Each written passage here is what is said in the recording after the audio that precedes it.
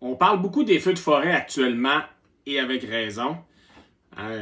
Quand les forêts s'enflamment comme ça puis que ça menace des habitations, ça menace des villes comme cette île, que ça fait brûler des chalets, que ça fait brûler des pourvoiries, c'est vraiment dramatique, c'est vraiment déplorable, inquiétant.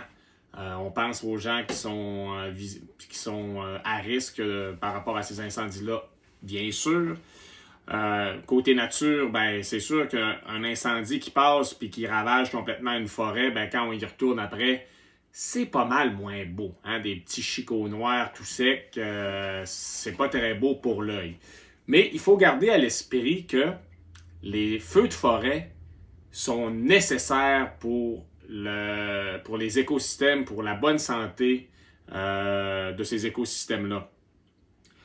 Et il faut aussi garder à l'esprit que le temps en nature, c'est, faut voir ça sur du long terme. C'est souvent, nous, on regarde ça à l'échelle d'une vie humaine. Alors, ça prend du temps avant que les forêts repoussent. Moi, je me rappelle des grands feux qu'on a eus en 1991 près de Baie-Comeau.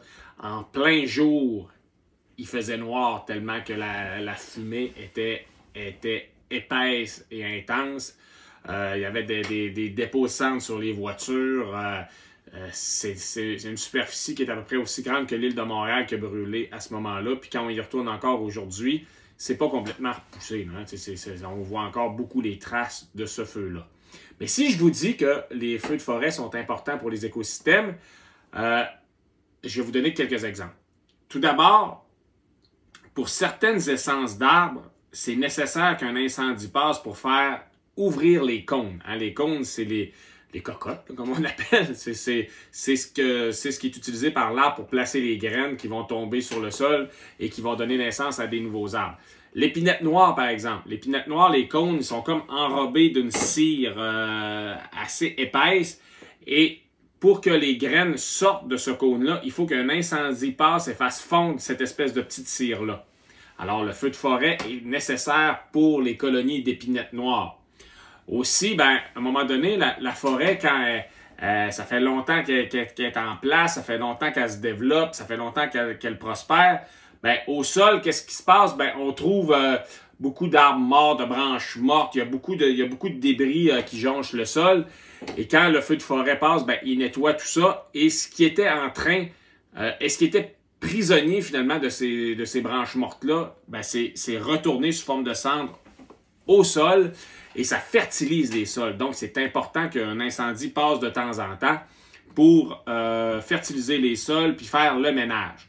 Et il y a aussi des bienfaits un petit peu plus insoupçonnés, un petit peu plus nouveaux. On sait que dans le monde d'aujourd'hui, il y a de plus en plus de problèmes liés aux espèces exotiques envahissantes. Ben, par rapport à ces plantes-là, quand ça s'installe en forêt, ben, ils sont moins bien outillés pour faire face aux incendies. Alors, les incendies de forêt, c'est comme un coup de pouce qu'on a, un allié qu'on a dans la lutte aux espèces envahissantes. Évidemment, les incendies, il ne faut pas que ça passe trop souvent, il ne faut pas que ça soit trop intense. Hein. À un moment donné, il faut laisser le temps à la forêt de se régénérer. C'est pour ça que nous, les humains, quand on s'en va en forêt, il faut faire attention pour ne pas sacrer le feu dans le bois. Là, présentement, les grands feux de la Côte-Nord, la grande majorité sont liés à l'activité humaine. Hein? Faut faire attention, les amis. T'sais, moi, je donne l'exemple. Moi, je fais beaucoup de camping sauvage l'été et j'ai tellement peur de mettre le feu dans le bois que moi, j'utilise comme foyer, j'utilise un petit foyer au gaz. Ça s'allume, ça s'éteint. Il n'y a pas d'étincelles qui revolent d'un bord puis de l'autre. Quand je vais faire des photos, j'éteins le poêle. Il n'y a pas de danger que le feu couvre en dessous puis que je mette le feu sans faire exprès.